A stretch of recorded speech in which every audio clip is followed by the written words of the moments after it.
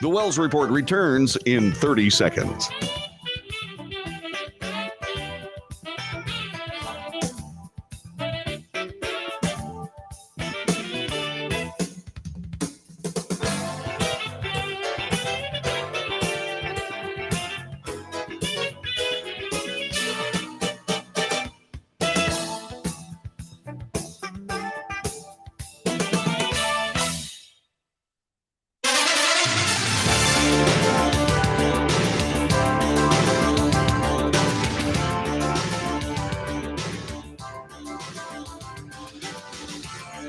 North to south, coast to coast, around the world, and very loud. Hi, this is the Wells Report. What do we do here? We report the news honestly and fairly. We analyze the news for fact and bias. We point out both.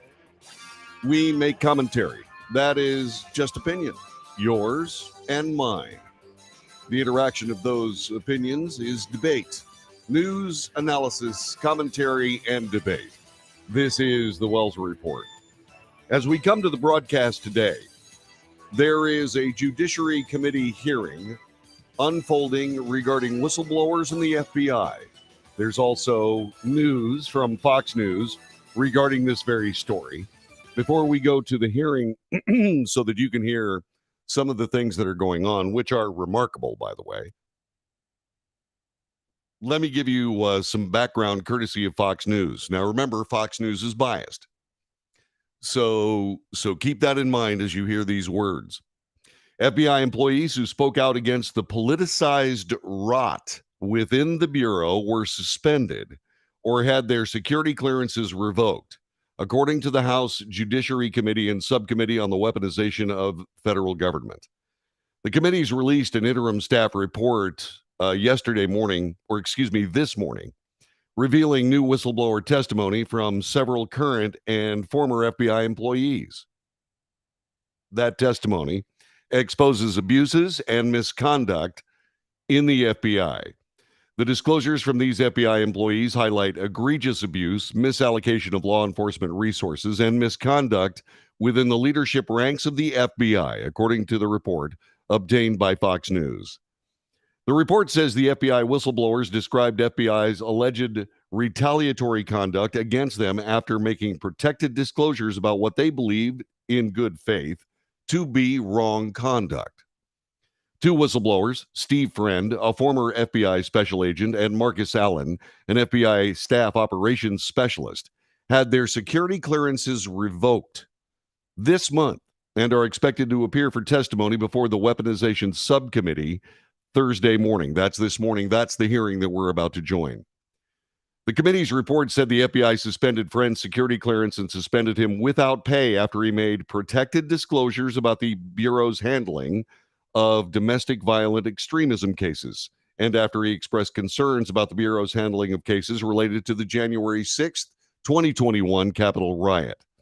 Friend explained that the FBI's handling of the January 6th investigations deviated from standard practice and created a false impression with respect to the threat of domestic violent extremism nationwide. That is a stinging charge.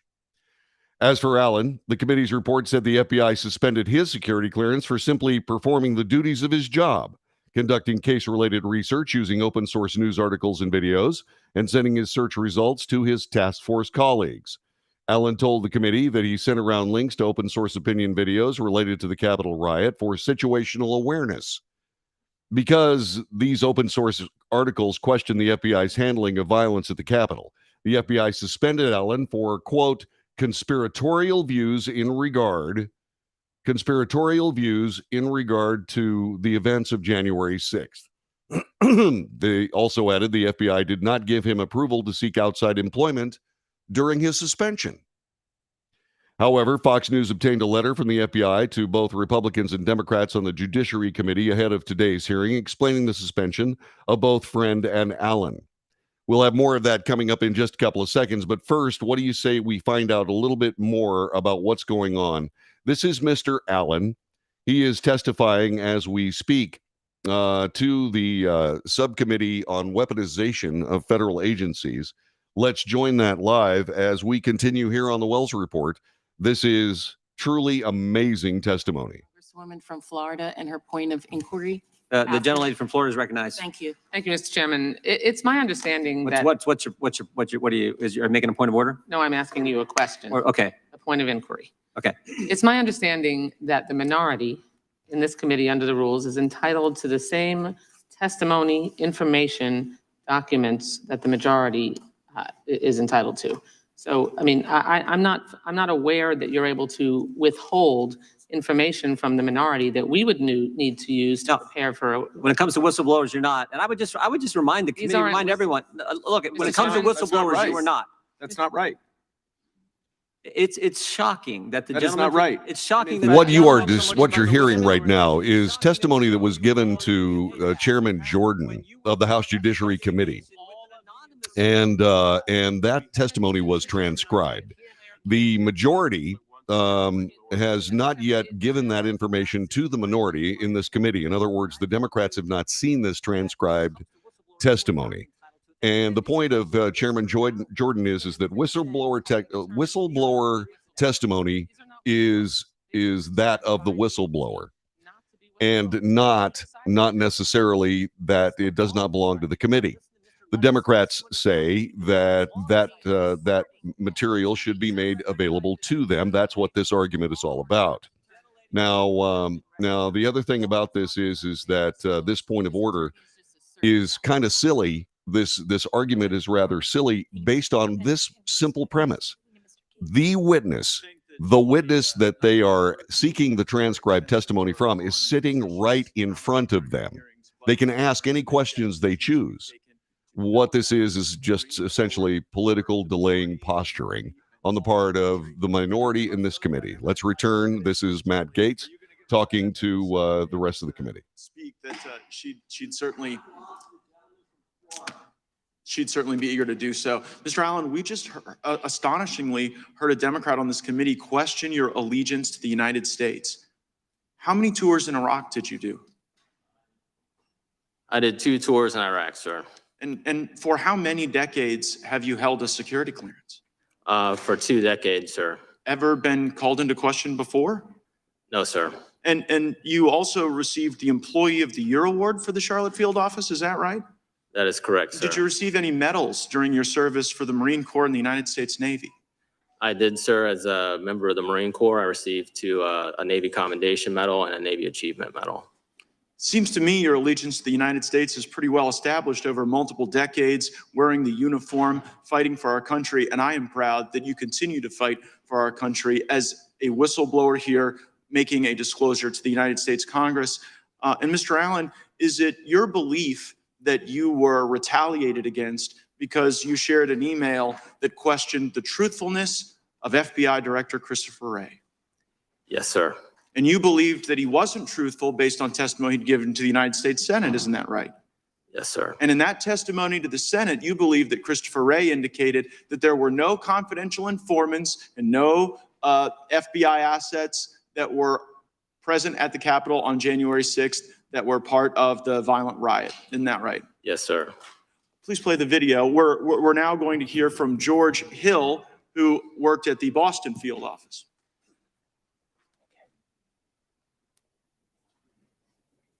The SSA in Boston said they were going to a political rally, which is First Amendment protected activity. No, we're not uploading. We're not starting cases on these people.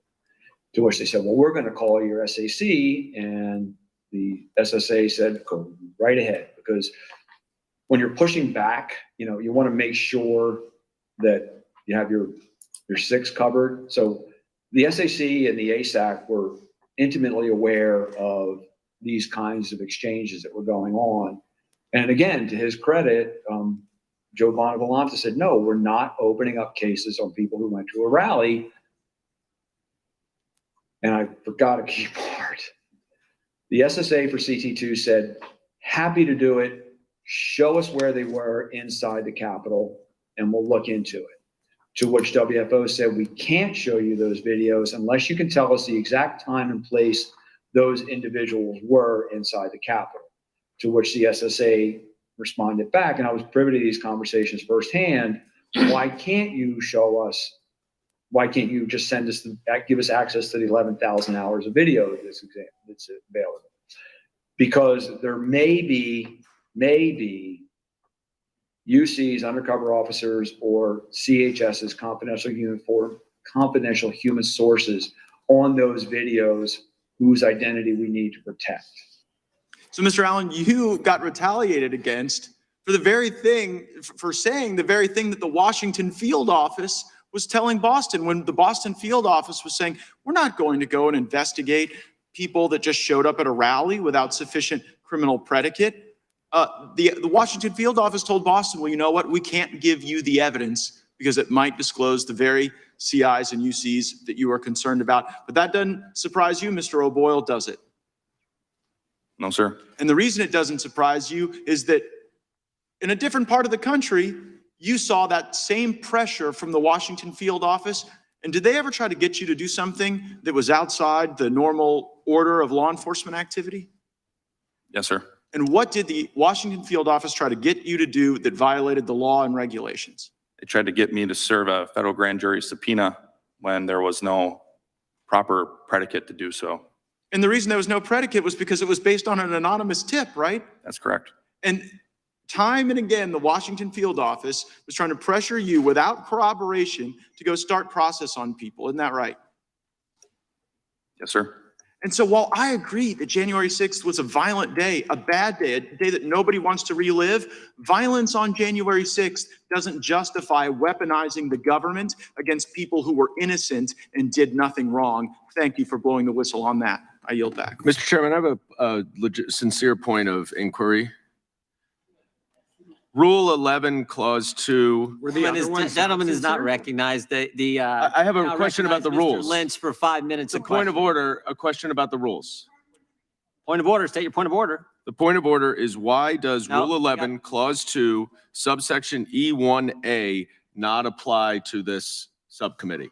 I can read for you. Each committee shall keep a complete record of all committee action, which shall include, in the case of a meeting or hearing transcript, a substantially verbatim account of remarks actually made during the proceedings, subject only to some technical things. Such records shall be the property of the House, and each member, delegate, and the resident commissioner shall have access thereto.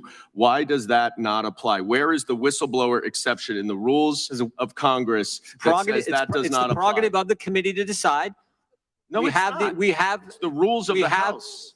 We have the whistleblower testimony. The whistleblower does not wish that to be made available to the Democrats at this The time. whistleblower doesn't make committee Mr. rules, Lynch, sir. Mr. Lynch is recognized for 5 minutes of questioning.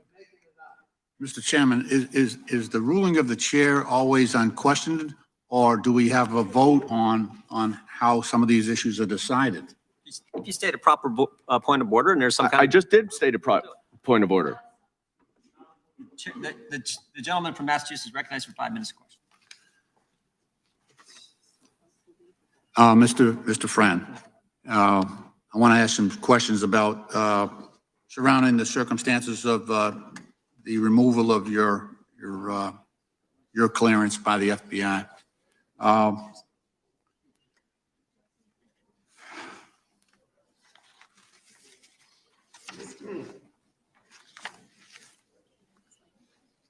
Mr. Friend, I'd like to ask you about your move to the domestic terrorism unit.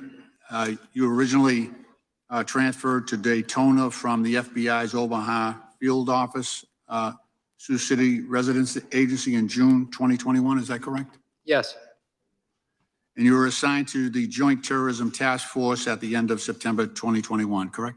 Yes, I was reassigned. Okay. And you had been exclusively working on child sex abuse material known as CSAM cases. Is that correct? Prior to that point, yes. And that was before you moved to the JTTF, isn't that right? Yes. Did you stop working on child abuse cases after October 1st, 2021? No, I did not. Well,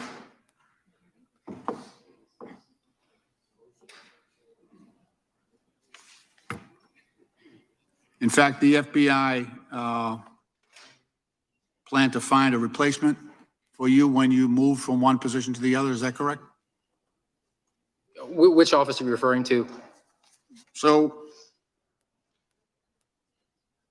When you were moved from the child sexual abuse cases and moved to the JTTF, you were informed that the FBI would find a replacement for your other position. Was that correct? No, that's not correct at all. I was told that those cases were going to be considered a local matter going forward. They would not be resourced, and that I was going to be reassigned to work on domestic terrorism cases. At the time, my supervisor retired, and his interim told me there was not enough work to do.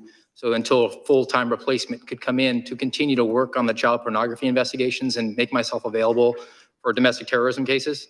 And then when my new supervisor arrived early in 2022, I explained that arrangement to him, and he agreed that that was the best use of my time, even though I was told to, on my timesheet, account for my actions as being solely devoted to domestic terrorism. I was in a situation where I was essentially only working child pornography and human trafficking cases. I just want to point out that in your interview with the committee, you stated that you were told you could balance both until the permanent replacement arrived. That was during your transcribed interview. Are you restating that or disputing that now? I'm not disputing that. I was unofficially said, just keep doing what you're doing, but on paper and on your timesheet, we're going to put you down as a domestic terrorism agent. You said here that they told you you could balance both responsibilities until your replacement arrived. Are you disputing that now? I'm disputing that there was no replacement that was going to be arriving, ever. I was told that that violation was not going to be worked after I was moved over to the Joint Terrorism Task Force. And subsequently, But here you're saying that you were allowed to do both jobs until your replacement arrived. So your assumption then was not that the replacement was not going to arrive, right? Are you talking about a replacement for my supervisor or a replacement for me? For the responsibilities that you were doing under the child sex abuse cases. There was no replacement that was going to arrive in our office for that. Those cases were going to be no longer worked. That would be a conjecture on your part at that point, right? No, I was told that. Okay. You continue to work the child abuse cases until you were suspended in 2022, correct? Yes. Okay. In fact, you even received an award for your CSAM work in July 2022, correct? Yes. Now, you got this award after you took on all the child exploitation cases for the local sheriff's officer earlier that same year, while also working your JTTF responsibilities, correct? Yes. Okay. You took on the role of a full-time employee assigned to work child abuse investigation cases, correct? I took on the role of whatever I was needed to work. I made myself available to work domestic terrorism, but there was not enough work to do. So could you tell us that you were reassigned? And so first you tell us that you were reassigned and told that the CSAM cases weren't a priority. Then you tell us that not only did they plan on replacing you, they let you continue working those cases until you were suspended. Is that correct? Yes, it was no longer a priority on paper. This is the way that the FBI allocates its manpower resources. So on paper, I was not supposed to be recording my work on those cases. But then within my office, which was not in the Jacksonville headquarters, my frontline supervisor agreed that my time was better spent working on CSAM cases. All right, Mr. Chairman, my challenge is Gentleman's expired. time has expired. The chair represents the gentlelady from Florida for 5 minutes. Thank you, Mr. Chairman. Thank you to all our gentlemen for appearing before us today and coming forward. I want to thank you again for your courage today and also for your service to our nation. And as we predicted, our Democrat colleagues have immediately opened up with claims of conspiracy theories, MAGA extremism, mock outrage. Seems the only ones displaying mock outrage up here today are, in fact, the Democrats. Because according to them, journalists who appear before us aren't journalists, and you here today are not whistleblowers, but we in fact know that you are. But interesting times. The line about Republicans defunding police, that one seems to be particularly special because, respectfully to my colleagues on the other side of the aisle, as the wife of a SWAT medic, as the wife of a first responder currently who has served our community for the last 16 years, I can tell you with certainty that no one hates a bad cop more than a good cop. No one. And I see from you nodding your head that you agree with that sentiment.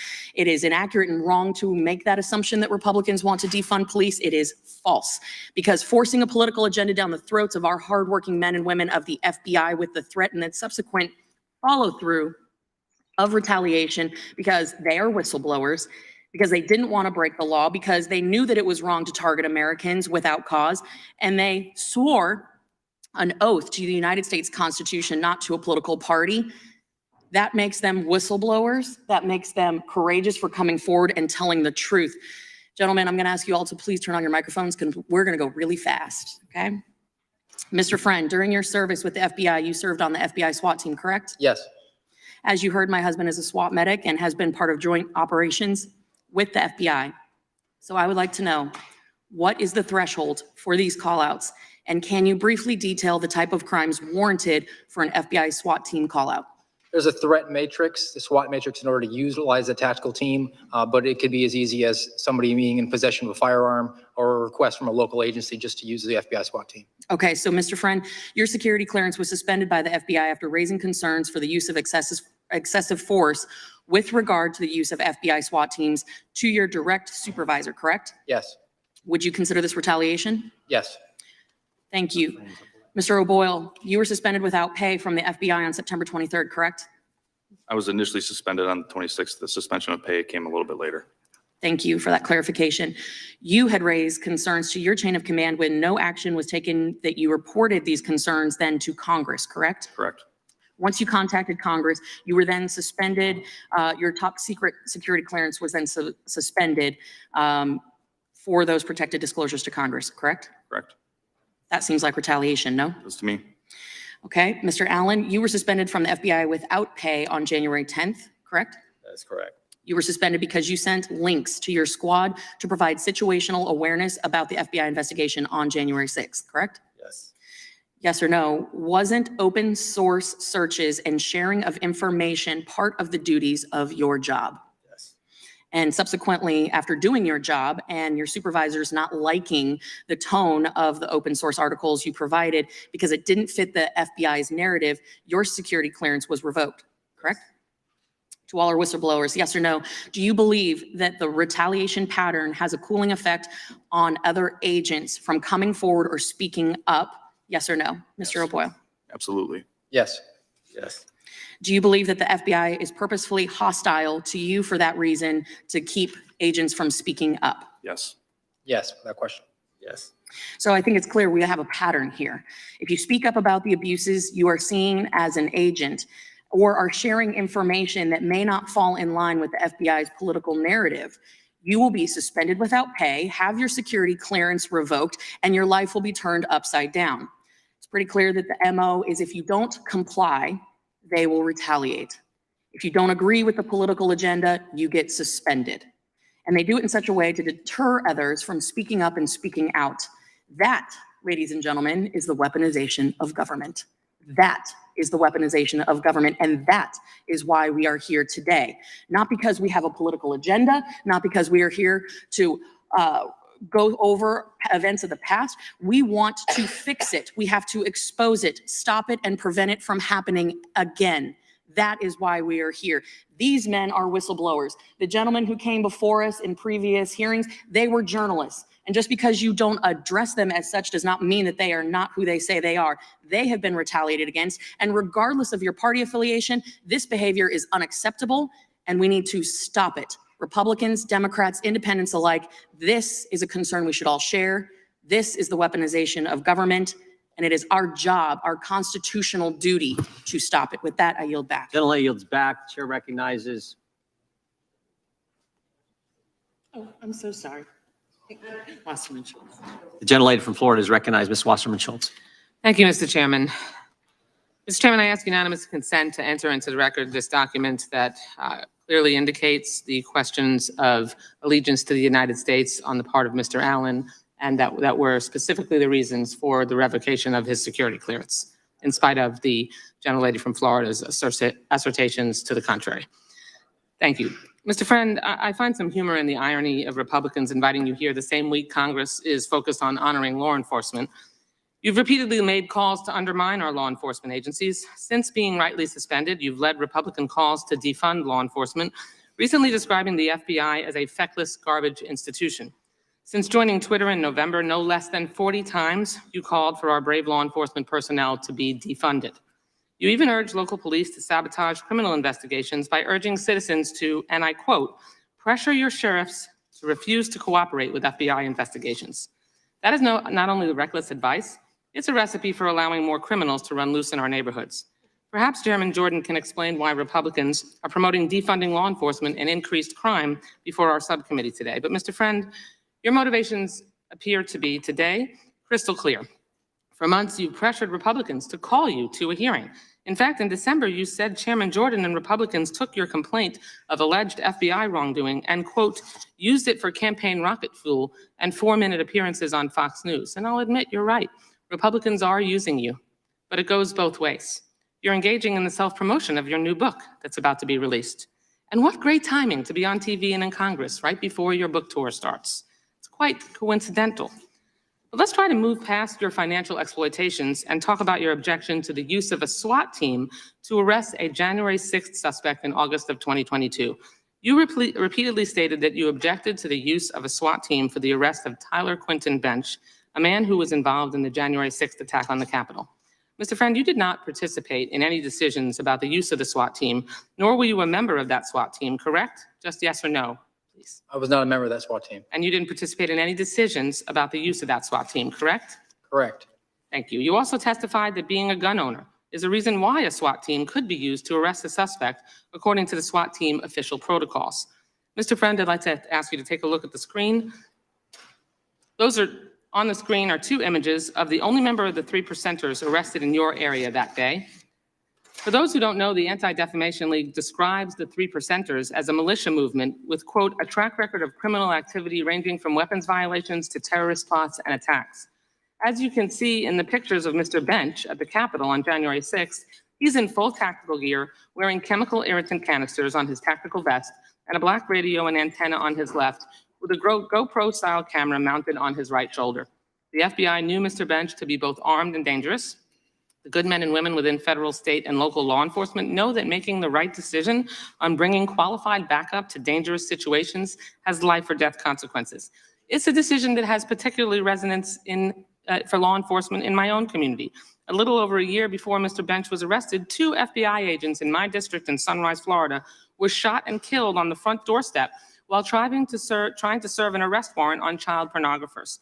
They were just trying to do their jobs, protecting the American people, when the suspect opened fire and started shooting from inside.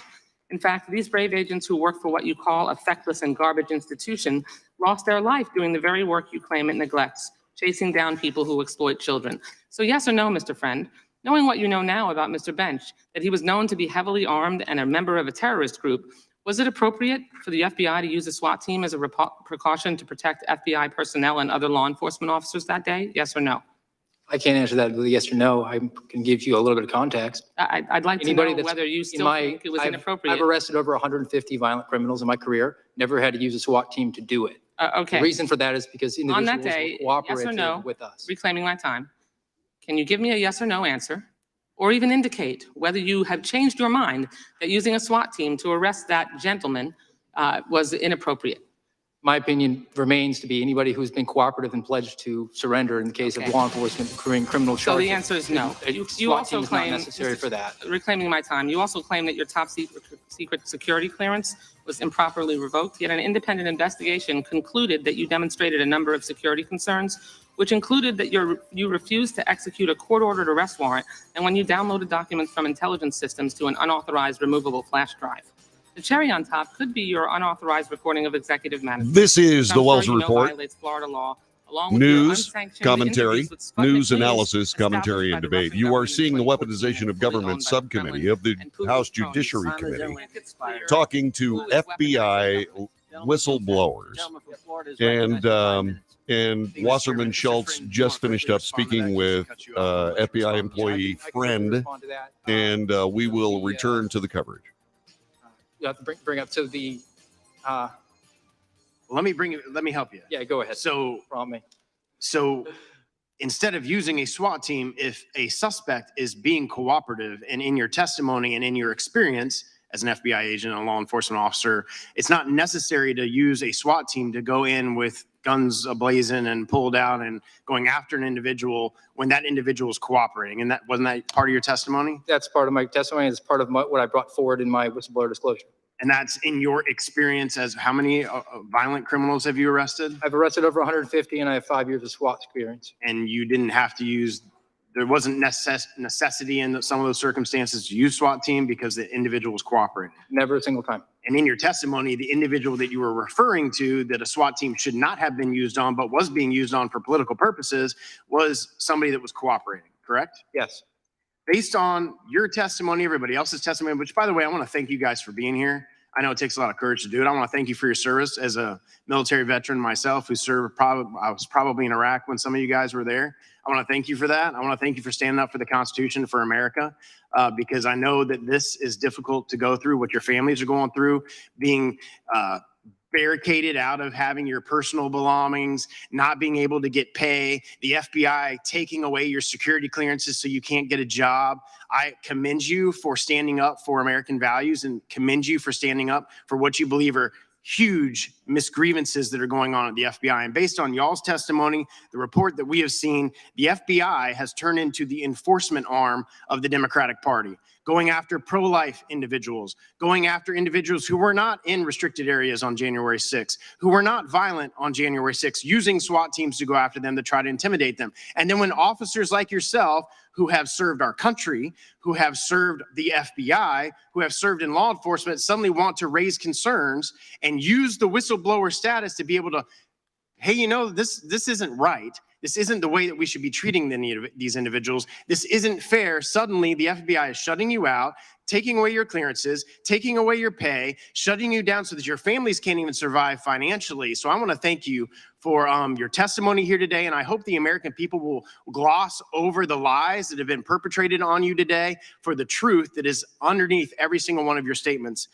Egregious abuse, misallocation of law enforcement resources, misconduct in leadership ranks of the FBI. And I've been here 5 years, and during that period of time, Director Wray and AG Garland have both sat in desks just like that, under oath, and testified that they would not retaliate against whistleblowers. And it's my understanding, Mr. Friend, that you went through all of the required regulations at the FBI in order to raise your concerns to your supervisors. Is that correct? Yes. So you followed inside protocol for the FBI, utilizing whistleblower statute protection, information regulations through the FBI to make your complaints and information be known. Yes. And you did that to your supervisors. 3 levels of supervisors. 3 levels of supervisors. And the response to that was losing your security clearance, shutting you out, losing your job, taking away your pay. That's correct. I'm so frustrated and angry, and I don't have, only a minute and a half left to try to display the level of corruption, weaponization, politicization that has occurred at the highest levels of the FBI and the DOJ. And both Director Wray and Merrick Garland have sat there and testified that there's no retribution for whistleblowers. No, we don't retaliate against whistleblowers, but we have testimony, and I'm a lawyer too, and testimony is a fact in evidence that exactly is what is going on in the FBI and the DOJ. Just quickly talk about how the inflation, Mr. Friend, of the domestic violence or the statistics as it relates to January 6th, how they were inflating those statistics to make it look like there was a bunch more cases than there really was. Typically, you would investigate January 6th as one case with lots of subjects, but instead the decision was made to open up a separate case for every single individual there. And instead of on paper investigating them from the Washington field office, spreading and disseminating those to the field offices around the country, and if the individual lived in that area. So it in effect made it look like there was domestic terrorism cases and activities that were going on around the 56 field offices, when in fact the cases were really all from Washington, D.C., and Washington field office had a task force that was responsible for calling the shots in all those cases. Thank you guys for being here. My time's expired. Gentleman yields back. We have votes on the floor to our witnesses, so we will take a break now. We will stand in recess until 15 minutes after the close of the vote, the final vote on the floor. And you guys are welcome to wait here in the back. The committee stands in recess. All right, you've seen it for your own eyes, as we have learned based on our current media landscape. A lot of this material would simply disappear In other words, the testimony that you'll see will be parsed over and so on, having to do with whatever the political implication or political imperative of the day happens to be. What I want to do here is I want to get back to the article that we referenced before we went to the C-SPAN coverage of this subcommittee. By the way, I want to thank them very much for that. Also, what I want to do is I want to get to some of the chat room comments that we have here. Let me go back, because there's been a serious discussion here. Starting with Candace Donnelly from Rockford, Illinois, who said it's a good day in America. It is. It is a good day in America because at least fair light is being shown on decisions made by the FBI vis-a-vis these whistleblowers. There seems to be a clear pattern of retaliation against those who step up and say, hey, wait a minute, this is not what we should be doing in the FBI. Now, one person's whistleblower may be someone else's, shall we say, disgruntled employee. And once again, you've got to keep that all in mind as you listen to all this. But what's different between this committee and the January 6th committee is that there is a clear bit of testimony and questioning from both sides. Also, this committee did not specify which Republicans or Democrats could be a part of it. And while when it came to the January 6th committee, the Republicans said, okay, this isn't going to be a fair process. We're not playing. That was their decision. And people who say, hey, wait a minute, Republicans had a chance. Yeah, that's true. They had a chance and they didn't take it. That's completely valid. So what we're trying to do here is we're trying to work our way through what is the subject of the day. The subject of the day being the whistleblower complaints from former FBI agents having to do with what was going on at the FBI in the run-up of the Trump administration and so on and so on. So getting back here, Isaac Tate says Republicans refused to participate in the January 6th committee due to their desire to have individuals who actually incited the incident on the committee. No. I don't think Jim Jordan did anything of the kind. And once again, that's basically an opinion, a value judgment, and so on. You're perfectly entitled to it. But that was the Republican Party not putting anybody on there was a mistake. And I don't consider the Republicans that were on that committee to be actual Republicans. I consider them to be opportunists in the finest sense of the new Republican Party, which is to exploit a political opportunity and political expedience. That is the purpose of the Republican Party. They don't stand for anything. Let's see. Deborah Wasserman Schultz is someone who was also speaking here. Deborah Wasserman Schultz is a polarizing figure, and Wasserman, according to Isaac, is citing the posts of one of the FBI agents who was involved in that discussion. And that would have been Marcus Allen. Anyway, and some of that lacked context. Some of it lacked, and Wasserman Schultz essentially bullied the guy out of his answers by saying, I need a yes or no answer. Well, he said it himself. I can't give you a yes or no answer under those circumstances. May I provide context? And she said no. So there you go. Let's see what else is going on. Isaac says that Deborah Wasserman Schultz is using facts. Mr. Friend doesn't determine who should be arrested. He attempted to make a personal decision not to participate. I don't know where you got that. Let's see. No Republicans, according to Ann, were allowed to be a part of the January 6th committee, which was not an investigation, but a political bull show. Let's see. They discussed the fact that Liz Cheney and Adam, what's his face? I can't remember his last name. I was trying to come up with his name. It's not because I get stuck on Adam Schiff, right? So anyway, Alexandra, I'll come up with it as soon as I stop worrying about it. Alexandra Fincher, by the way, says thanks for this broadcast. And yeah, I realize that that a lot of people who are watching this are somewhat, they're watching this and saying, why is John David running this? Well, the reason that I'm running it is because I discovered, based on the CNN town hall meeting, that this is not the only broadcast in the United States that is, for all intents and purposes, censored. I discovered that CNN was also censored because they did the town hall and you couldn't find it anywhere. You couldn't find it anywhere. It was a couple of days after the town hall that you could finally see a stream of it on Rumble. And so what I realized is that I must carry some of this stuff live, because chances are very likely you're not going to see any of this testimony, because there is a censorship movement in effect in this nation.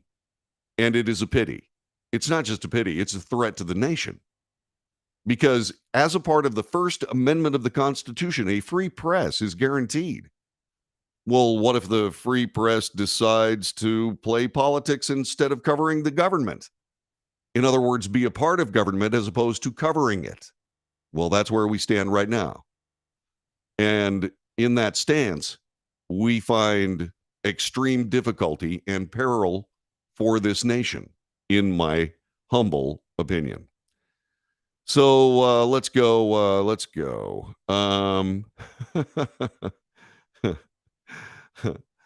There was an interchange that I'm chuckling about that was very funny. And I wish I could share it with you, but I can't give you the context because it's a waste of time. It's not really a waste of time, but it's just too long to discuss. Perhaps if the committee had been an investigation, Republicans might have joined. Okay, we're talking about the January 6th committee. And then the chat room gets into a situation where they begin to relitigate anything from the January 6th committee to the January 6th riot to the electoral college mess and all of this stuff. And so they're digressing into something else. The point of the matter is, and the most important thing about this is the fact that FBI whistleblowers are describing FBI retaliatory conduct against them after making protected disclosures to Congress about what they believed in good faith to be wrong conduct. Steve Friend, a former FBI special agent, Marcus Allen, an FBI staff operations specialist, had their security clearances revoked, and they are testifying. The committee's report said the FBI suspended Friend's security clearance, suspended him without pay after he made protected disclosures about the Bureau's handling of domestic violent extremism cases. This after he expressed concern about the Bureau's handling of cases related to the January 6th Capitol riot. Friend explained that the FBI's handling of January 6th investigations, quote, deviated from standard practice and created a false impression with regard of the threat of domestic violent extremism nationwide. And we can see that. We can see that ourselves. The dichotomy between the FBI's response to the BLM riots of the summer of 2020 vis-a-vis the January 6th riot, hundreds of riots on one hand, one riot on the other. And all of these things, this can't be explained. And agents questioned it. And when they questioned it, they were retaliated against. That is what the Weaponization of Government Subcommittee is covering today. We're going to keep our eye on that. And what we're going to do is we're going to go back to it as soon as we possibly can. Again, I have to cover this stuff because if you don't see it, and if we don't put it on the record on the Wells Report, we may never see it again. Now, this is good because Democrats, with their points of view, are questioning these people, and Republicans, with their points of view, are questioning these people, and you can make up your own mind, which is what journalism is, and that's what we do here on the Wells Report. We'll be back with more coming up in just a moment.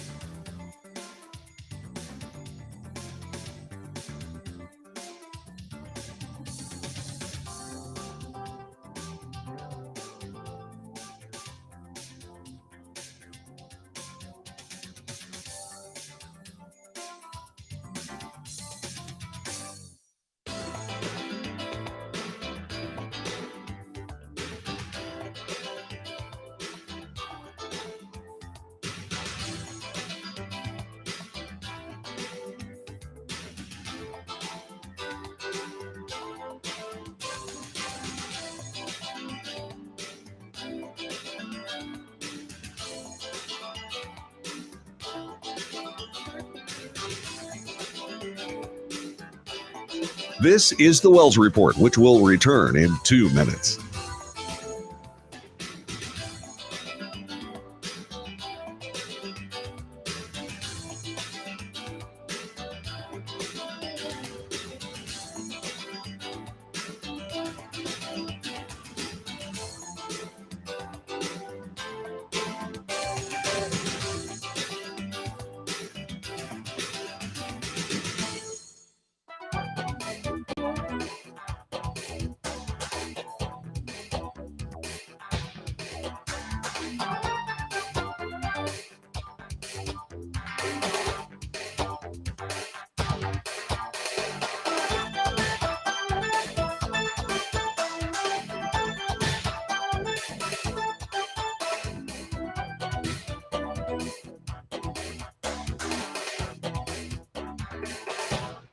You're listening to the Wells Report, which will return in 1 minute.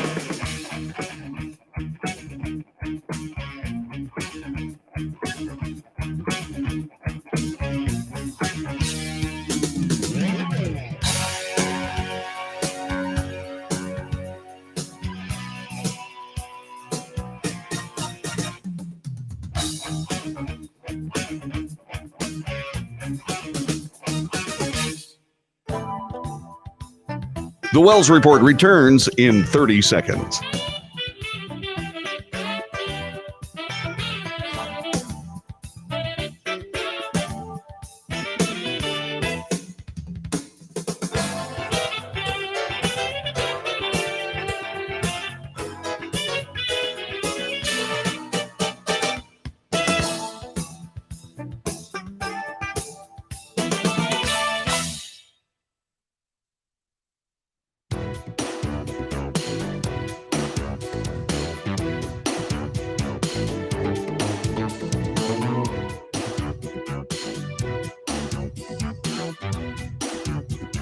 Might help if I turn my microphone on. This is the Wells Report. Thanks very much for joining us. We are covering the weaponization of government subcommittee hearings today. From what we understand, in Central Time terms, this will return back at 10:15 this morning. And so what we'll do is we'll keep our eyes on that and rejoin as soon as they come back. In the meantime, we can discuss some other things here. But let's go ahead and finish up this article that talks a little bit about these whistleblowers, Steve Friend and Marcus Allen. The FBI said that Mr. Friend's top security clearance was revoked by the FBI on May 16th, 2 days before the Thursday weaponization subcommittee hearing. The letter states that Friend, in August of 2022, refused to participate in the execution of a court-authorized search and arrest of a criminal suspect, which is interesting. That strikes to the heart of context and what you cover and what you leave out. Remember, this is an FBI statement.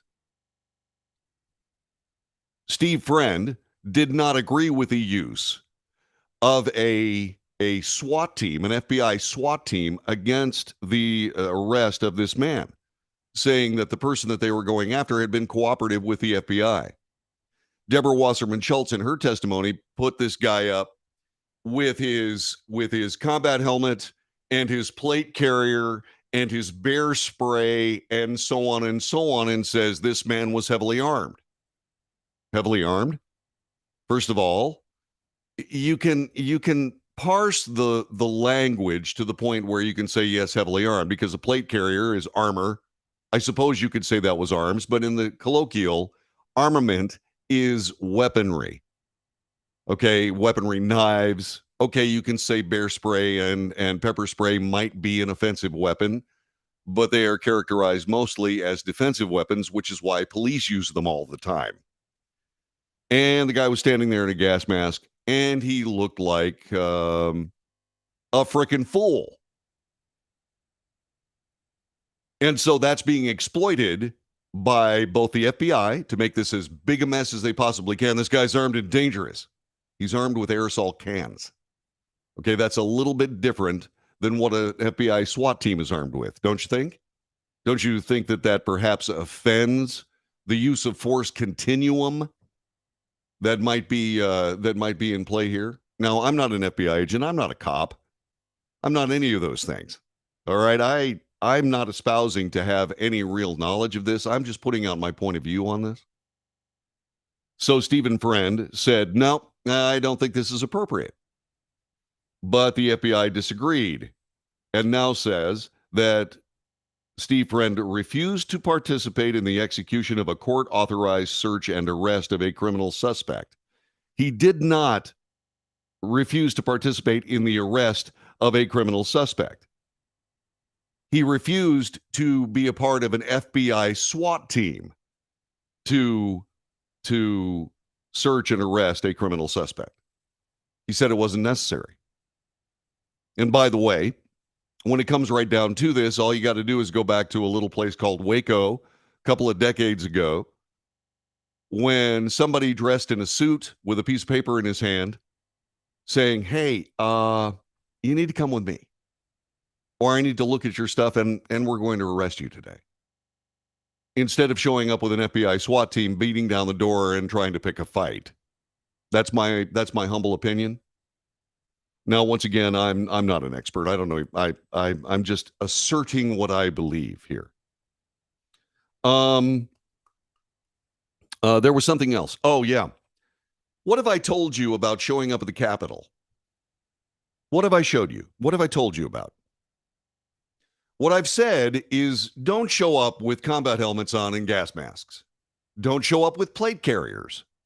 Don't show up with weapons of any kind. None. This guy's armed with beer spray and he is thus heavily armed. What does that mean? Well, the man owns guns. First, how do you know he owns guns? That's thing number one. Thing number two, has he ever brandished guns? I mean, we have constitutional carry in this nation, so consequently, gosh, you know what? You can carry a weapon if you want to. So just exactly what does that mean? Are we now all heavily armed? If we run afoul of the FBI, which has proven that you can run afoul of them if you disagree with their politics, can you expect an FBI SWAT team to pick a fight with you in your own house? Maybe. Maybe. But the most important point of this is the following. If you go to the Capitol to protest, show up in a nice shirt. This is a comfortable shirt, by the way. Show up in a nice shirt. In one hand, put the American flag. In the other hand, put your pocket Constitution. If someone asks you why you're there, I'm here to protest what I consider to be egregious retaliatory steps being taken against FBI agents in the United States of America. I think it's horrific and stupid and ridiculous. If nobody asks, just sing the national anthem. And by the way, show up with about, 2 or 3 million of your closest friends. That's all you need to do. Next time you get a chance, do it that way. Do it that way. So the FBI doesn't have an excuse to think that you're armed and dangerous and about to blow them away so that they show up with a SWAT team to pick up a gunfight in your own house. This is the Wells Report. That's the way I see it. How do you see it? Give us a call, 817-379-2172. We'll be back with more of the Wells Report coming up in just a moment.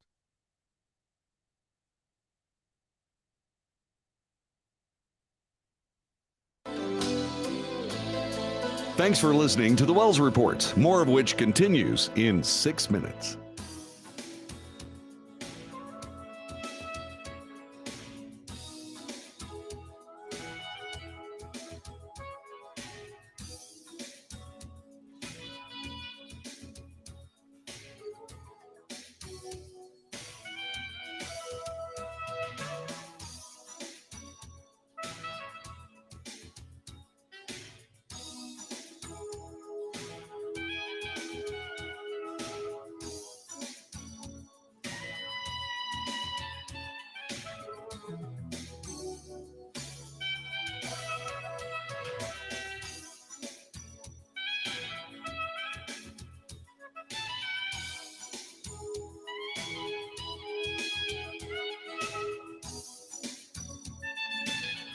You found the Wells Report, more of which continues in 5 minutes.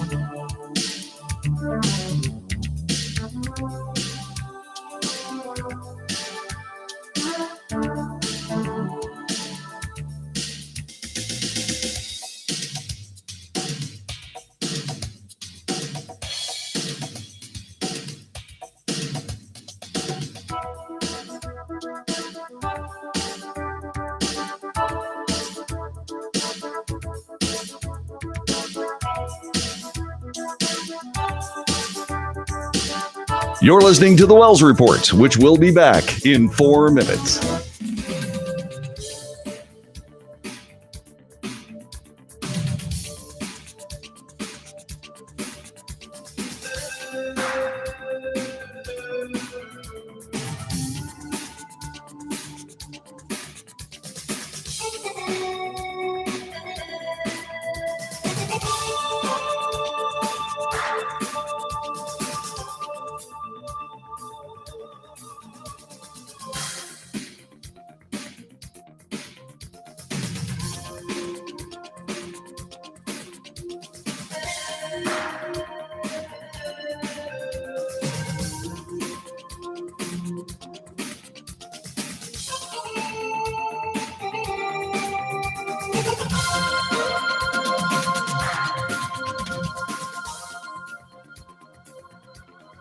This is the Wells Report, which will return in 3 minutes.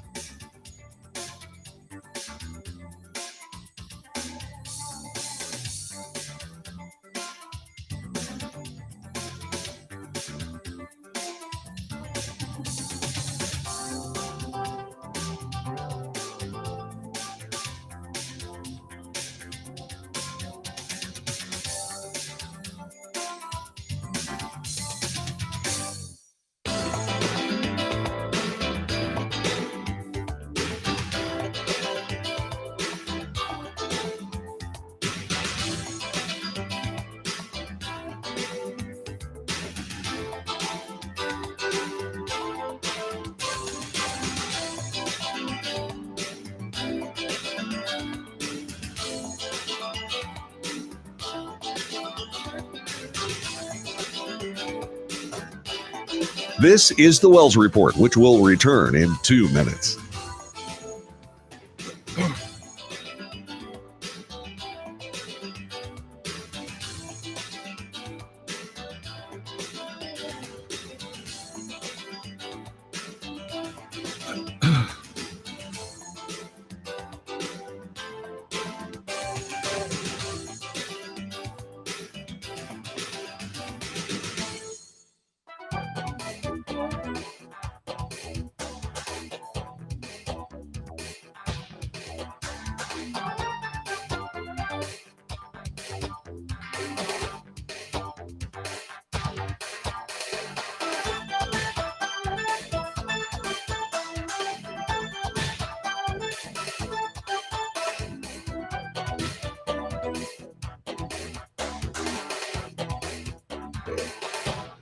You're listening to the Wells Report, which will return in 1 minute.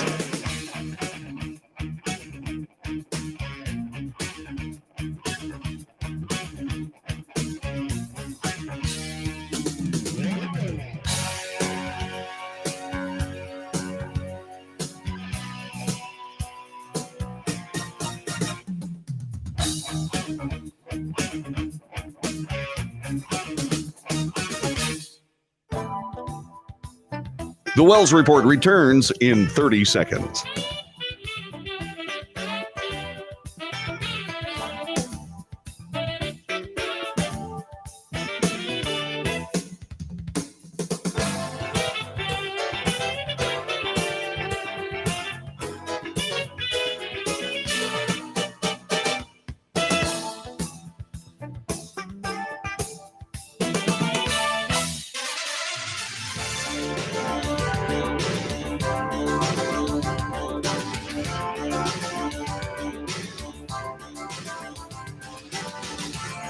North to south, coast to coast, around the world.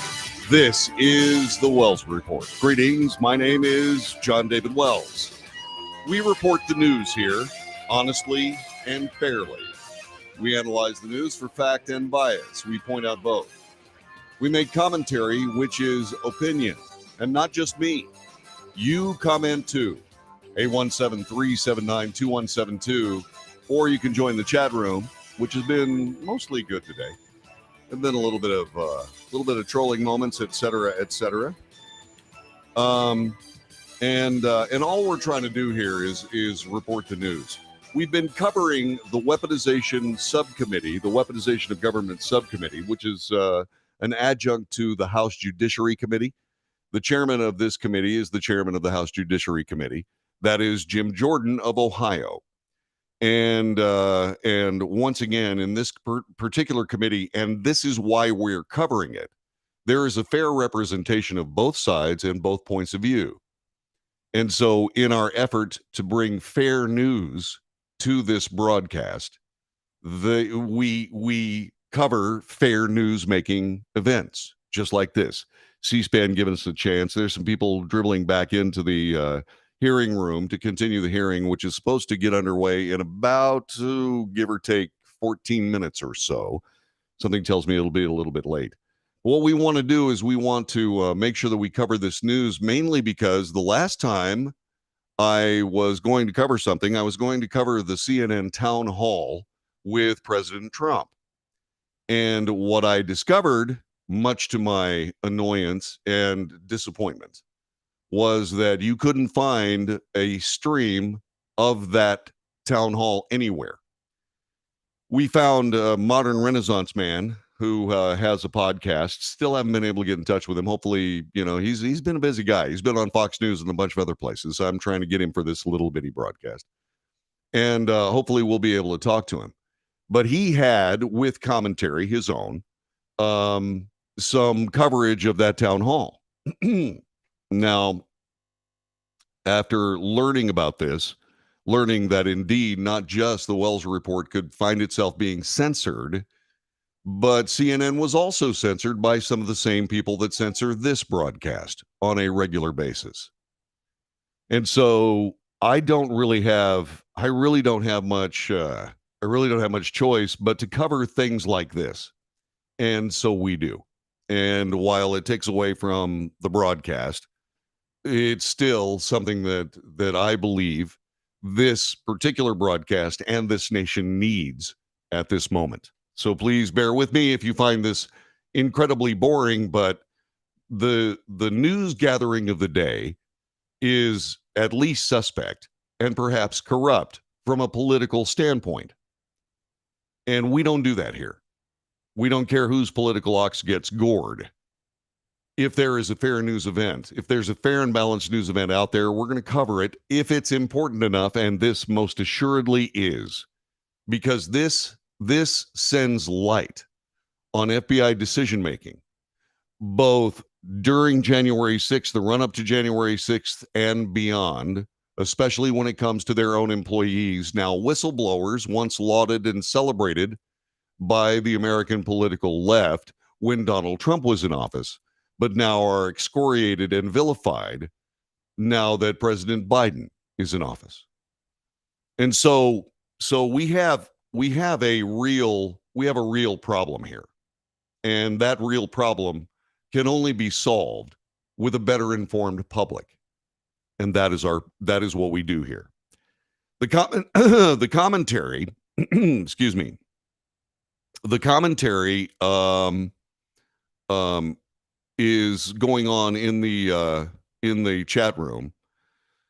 And let's see, Mike Renouille is going off to go to work. Mike, since when does trying to get a paycheck overwhelm your need to watch this broadcast? I mean, seriously? So there you go. Yeah, it is a nice shirt. It feels as good as it looks. I like this shirt a lot. I normally don't wear red. I have a really nice maroon shirt made by the same people, but I can't find it. Something tells me it was absconded with by my son. I also have something else as a program note. I also have allergies. Please excuse me. As a program note, I will not be broadcasting tomorrow between 9 and 11 Central Time, as I normally do. The reason is because I have a doctor's appointment regarding a knee injury that I have got to go take care of, and I can't get out of it because if I don't go to this doctor's appointment, which is in the 8 o'clock hour tomorrow, I'm not going to be able to see him until the end of June. And I can't wait that long insofar as the nature of the injury. So I will not be broadcasting tomorrow. So for all intents and purposes, this is the Friday show. And so there you go. We were discussing the use of a guy who showed up at January 6th wearing a combat helmet, a gas mask, a plate carrier, bear spray, and was then characterized as being heavily armed. He had no weapon, no actual firearm, which we typically believe that when you're talking about being heavily armed, you're talking about having a gun of some kind. Bear spray is not a gun. And bear spray is discussed by law enforcement. It's discussed as law enforcement as less lethal. As a matter of fact, every police officer has one, has a canister of pepper spray or bear spray or whatever it is. And the thing about that is that, in the United States, one of the reasons why the police just don't, throw you down on the ground and arrest you for arguing with them, not stopping them from doing their job, not interfering with a police officer. I'm just talking about a political argument, like they do in Australia. And by the way, I was talking to Australians yesterday about this very subject, and they shook their head and they said, thank goodness we're in Texas, mate. Exactly. And so when we start talking about these things, we realize that Americans can, for all intents and purposes, defend themselves from unjust tactics. Now, there are people who will say, now, wait a minute, what you're doing there is you're painting with too broad a brush. Well, the thing that I need to keep in mind, and I want you to keep in mind, is that you don't spray cops with pepper spray. They can spray you with pepper spray, but you don't, that's assault on a police officer. Chances are very likely that if a police officer sprays you in the face with pepper spray, he had a pretty good reason to, or she. Now, that is in contrast with a female police officer who sprayed a suspect in a crime who was handcuffed to a chair with pepper spray right in her face on video. And so that was misconduct. Arguably, based on what was going on, it was a hate crime. But that being said, what we have a very odd warpage of law enforcement, law interpretation, and the reporting of same in this nation as we speak. The very best thing to do is to discuss it, is to report it, is to shine light on it, and make it obvious to everyone that something un-American is afoot. And that's what we're doing here. We were talking about this guy in his combat gear. Don't show up in Washington, D.C. with combat gear. Wear a nice shirt. Be comfortable. Wear your sunscreen. Okay?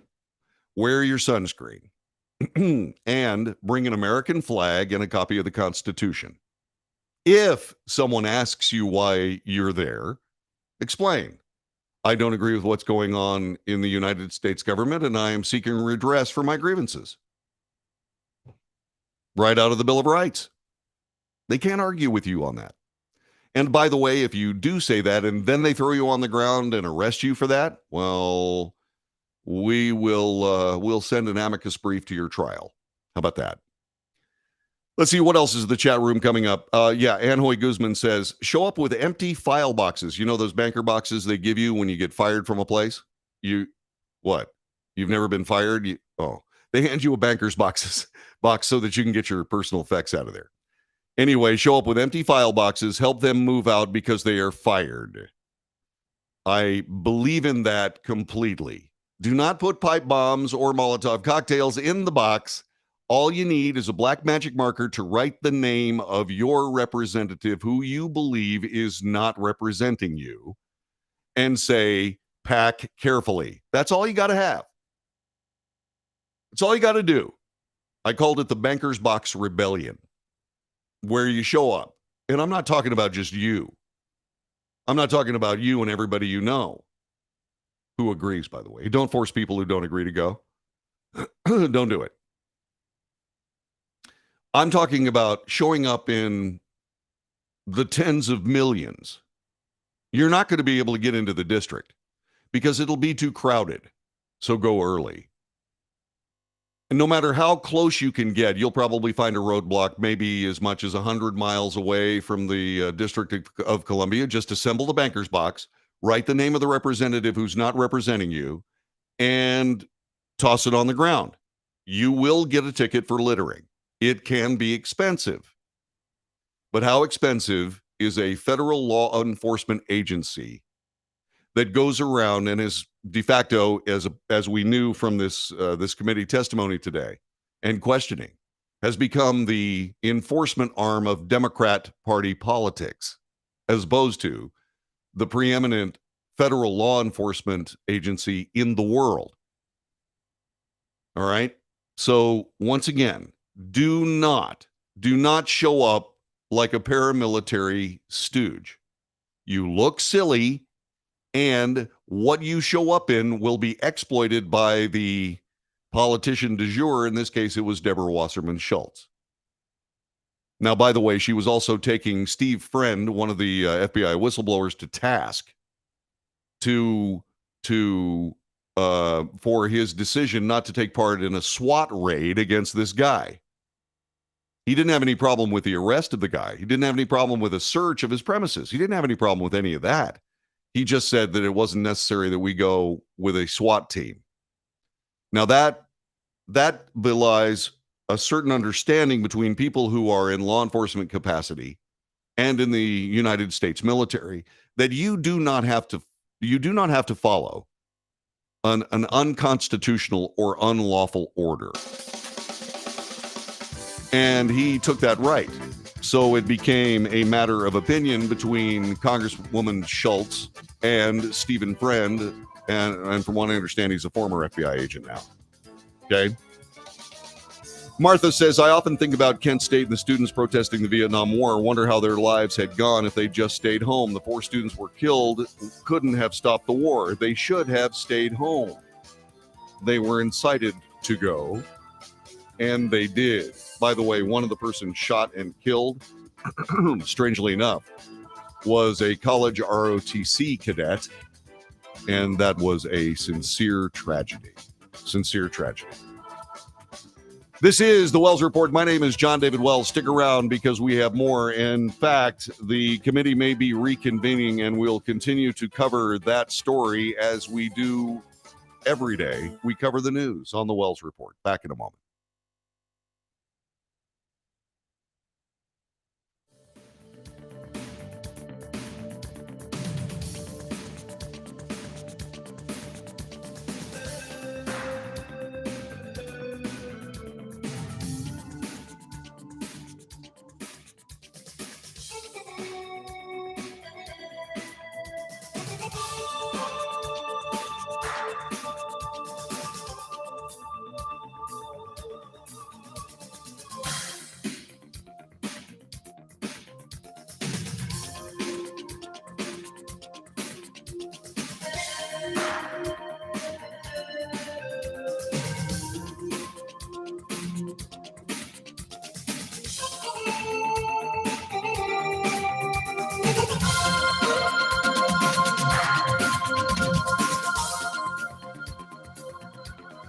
This is the Wells Report, which will return in 3 minutes.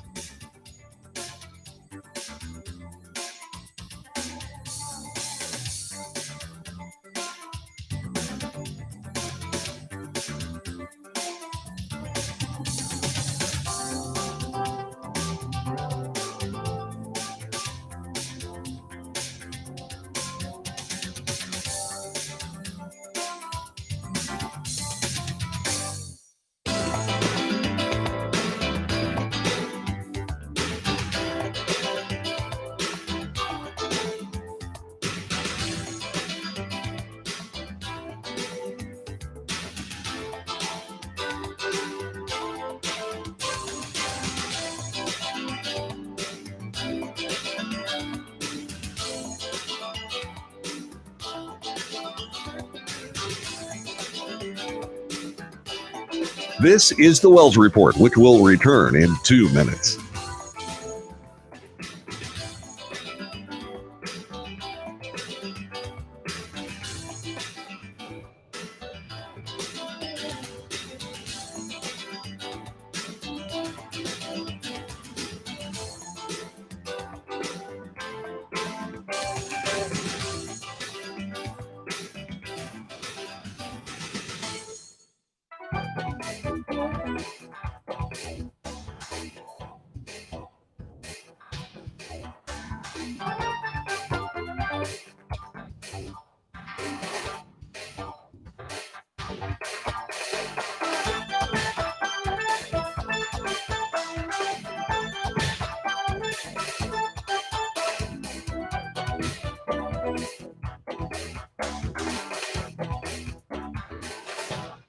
You're listening to the Wells Report, which will return in 1 minute.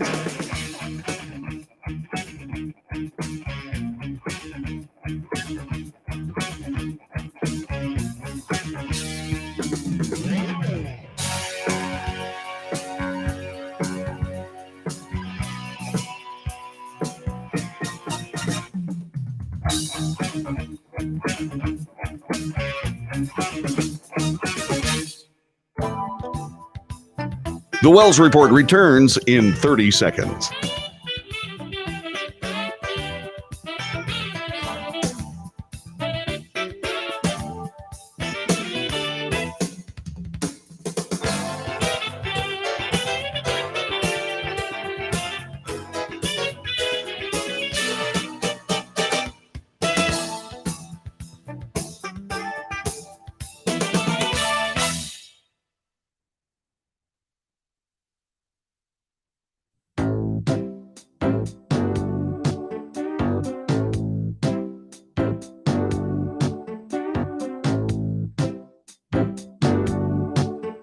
This is the Wells Report. My name is John David Wells. Our telephone number is 8173-792172.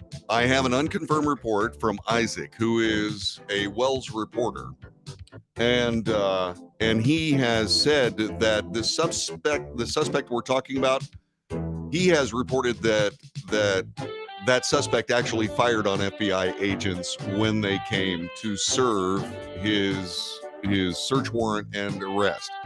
So that's not confirmed. I haven't seen it yet. Hopefully Isaac will tell me where he found that. And while we're covering the committee, which is now reconvening, then what we will do is I'll report that before the end of the broadcast today.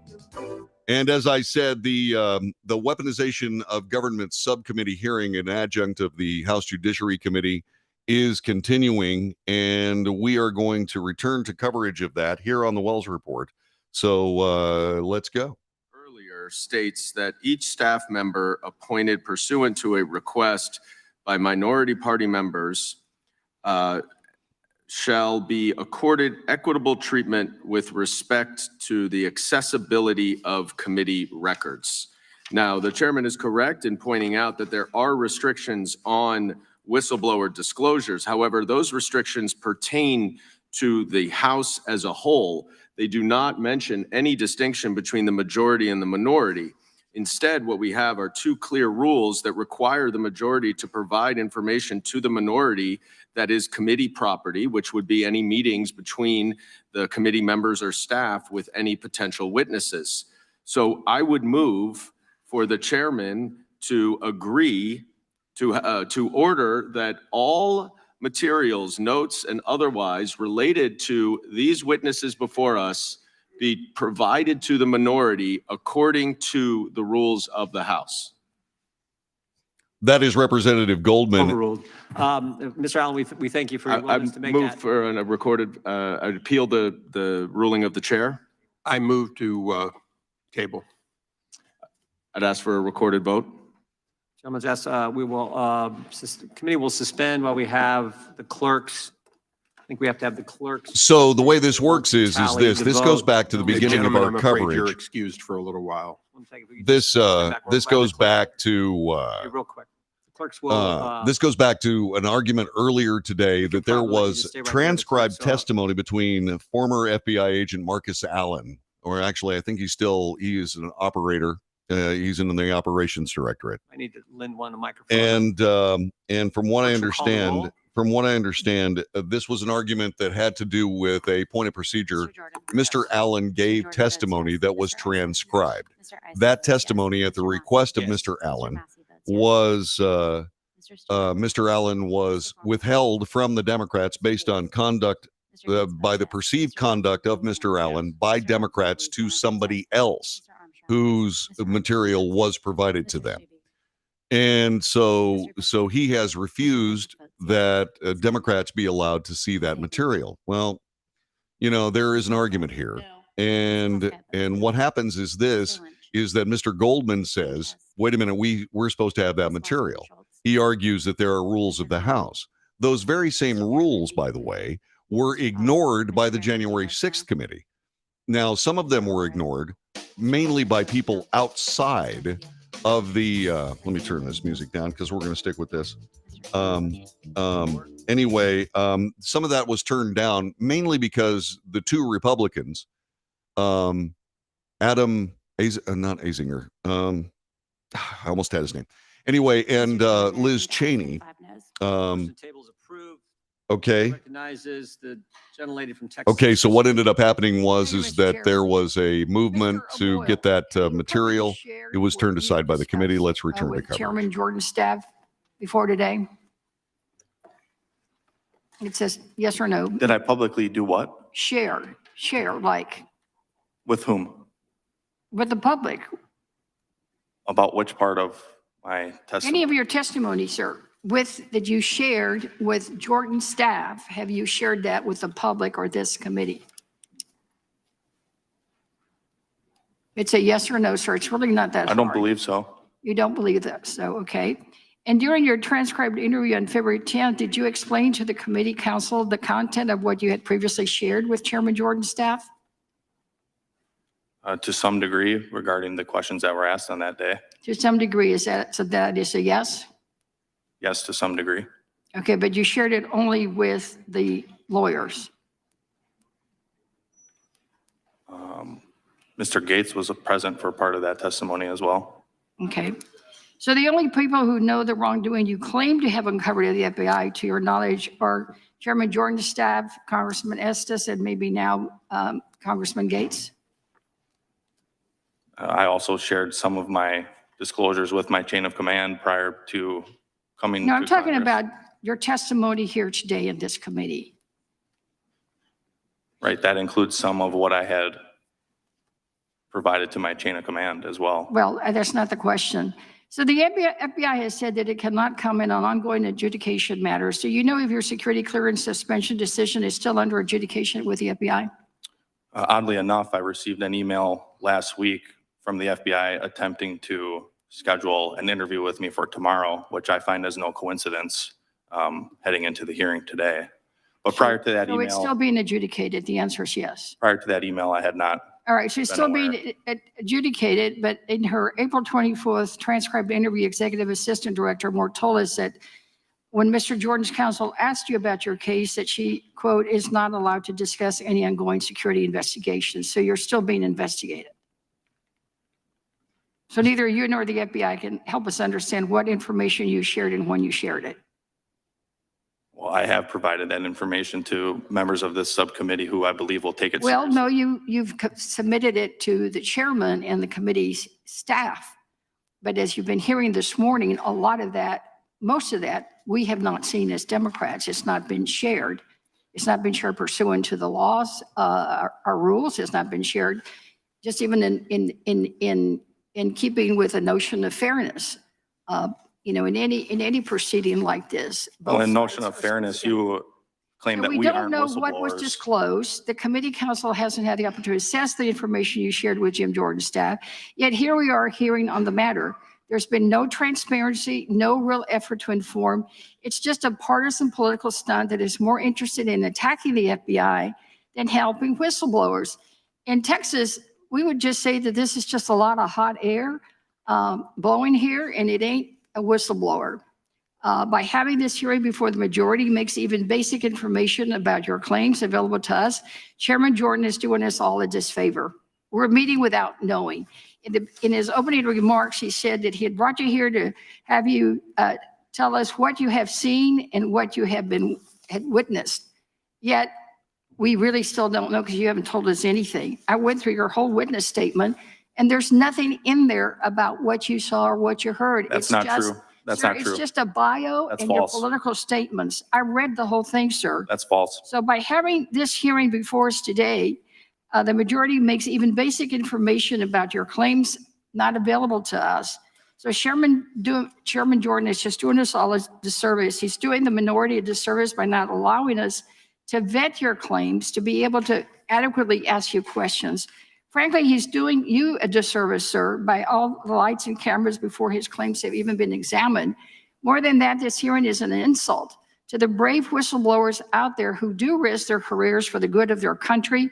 This circus of unvetted secret accusations puts at risk the critical role whistleblowers play in holding the powerful accountable. Most whistleblowers aren't interested in being political pawns in congressional Republicans' games. Playing politics is holding up this scheme as whistleblowers will make other public servants fearful of coming forward out of fear they'll just be used. Whistleblowers serve an important purpose in this country. They're often brave individuals who help root out corruption and make our democracy stronger. In fact, just this last February, whistleblowers who have been fired by Texas Attorney General Ken Paxton in retaliation for accusing him of crimes came to a settlement with the Attorney General. I'm the And gentle as lady's you can see expired. back here, Mr. Chairman, he had to settle for I'm the gentle lady's $3.3 expired. million. Chair now He recognizes. wanted to make sure some information Chair now didn't get out. recognizes the That's gentleman what from whistleblowers California. do. The gentlelady, this is my time. I've been recognized. Thank you. Mr. O'Boyle, is it true that you have 157 pages of questions that were asked you on a bipartisan basis that are in the record? To my knowledge, that's correct. Mr. Friend, isn't it true that for those several hours, you accumulated 198 pages of Q&A, half of the time being yielded to the Democrats for your interview? Yes. I yield time to the chairman. Someone needs to tell the Democrats, I think, Gentleman, someone needs to tell the Democrats you came and talked to this committee because you're a whistleblower. Isn't that right, Mr. Levitt? yes, sir. That's exactly how it works. May I take a moment to address this idea that these aren't whistleblowers? Sure. The 'Cause law, you need to educate the members on the other side of the dais I don't here. need educating. the way I'm that the educated. law, Mr. Chairman. This is my time. I did not. Let's need stop to the be- clock. Be demeaned. I am a lawyer, just like this gentleman is. I too have read the law. We just have a big. Now your difference time, of the time opinion in belongs, the exactly time belongs what to he me. says and Mr. what I Levitt, say. Mr. Levitt has been asked a You need question. to stop demeaning so your the colleagues. as whistleblower well. statutes protect protected activity, right? One doesn't have to be retaliated against in order to be a whistleblower, right? We all agree that's not the way that it should happen. And what's being discussed today is that you're not a whistleblower unless you both share this, engage in protected activity, and then are retaliated against, and then go through this process. The Department of Justice Inspector General is currently investigating the claims of Mr. Friend and Mr. Allen. That's exactly what, I don't know what perfect whistleblower there would be, but if they did that, these are the steps they would take. And so by this definition, they're not considered a whistleblower for Mr. years Boyle, you went up your chain of command with your concerns, is that right? Yes, sir. I initially started with them and those initial complaints fell on deaf ears. Then you came to the House Judiciary Committee with those concerns, is that right? After going to my local congressman, then I came to the judiciary. Exactly like the law prescribes for you to do when you see something that is wrong. You did that. So did Mr. Friend, so did Mr. Allen. I yield back to the gentleman from California. Mr. Levitt, briefly, am I correct that starting with a resolution in 1778, whistleblowers have been recognized by our government, by our Congress, and that's been amended again in 78 and 84 and 94, and the most recent one in 2012 passed unanimously in this House. Is that correct? Absolutely. We recognize whistleblowers for their patriotic duty. You know what's amazing is when I authored the 2012, along with Mr. Jordan and others, there wasn't any question but that we wanted to better protect whistleblowers' ability to come to us with what they believed was accurate information. Isn't the belief of accurate information the basis? Yes, reasonable belief. So is there any question but that people can have a reasonable belief, for example, that going after everyone who came in on January 6th on a bus and getting their financial records from Bank of America would be inappropriate, and getting their gun purchases for their entire lives would be inappropriate?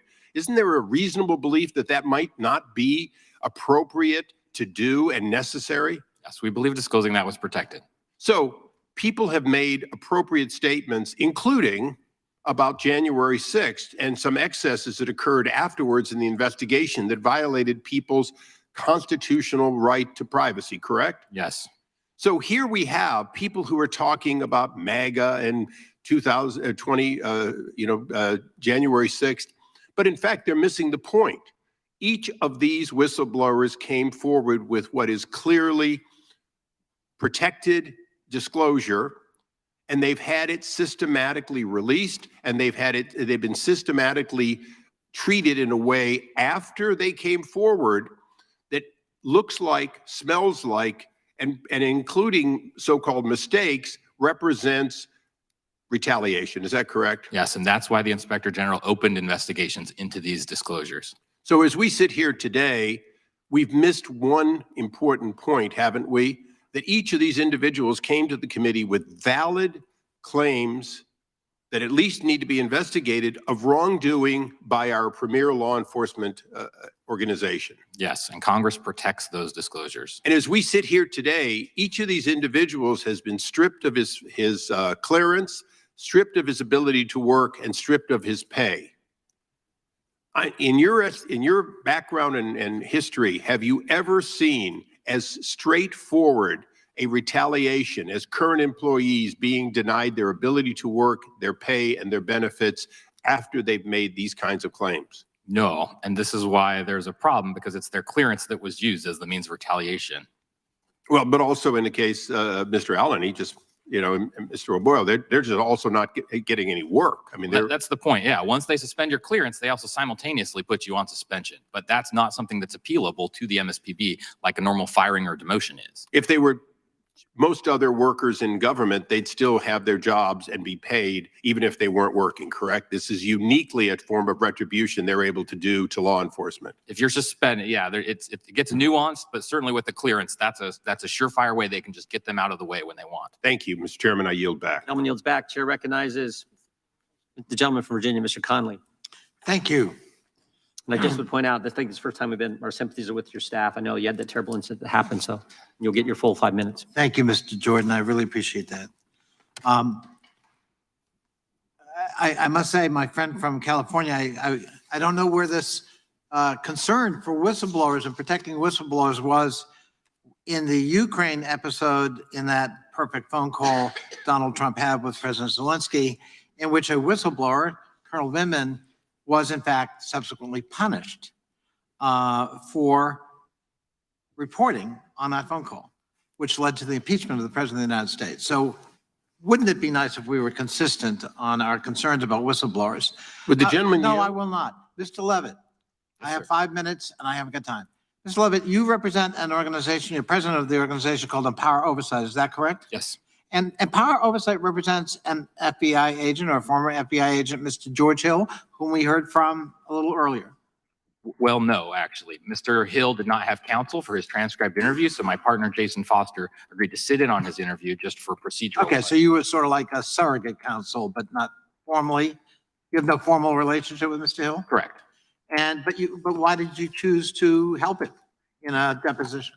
Well, I didn't. Again, my partner, Empower Jason Foster, we were informed that he didn't have any counsel, and we both of us have experience sitting in many congressional transcript interviews. And your view is he is also a valid whistleblower? Again, he's not my client. I can't speak to his claims. I do have the view that going out and, again, the idea, attacking someone saying you haven't yet been given the magic wand of whistleblower status, I believe that's inappropriate. I'm not familiar with all of the substance of his personnel actions. Huh. Well, might it cause you some concern? Let me show some tweets on the screen from Mr. Hill. This one, he had theories about January 6th that it was instigated by the deep state, not by insurrectionists who were up to no good seeking to hang the vice president, Republican vice president, I might add, of the United States, or other depredations. It was the deep state that led to this. Are you familiar with that tweet? No. Here's another one. Are you familiar with this tweet? In which he talks again that the deep state is real on the January 6th insurrection. Just to be clear, I'm not familiar with any of his tweets. We just believe that it can be helpful for people to have counsel, and we were willing to assist in that way. Well, but isn't it also helpful to kind of know a little bit of background when you are providing counsel? We were just there for the procedural counsel of the interview, not to represent him in all his interests. I understand, but wouldn't you want to be curious about his status and what led him to be?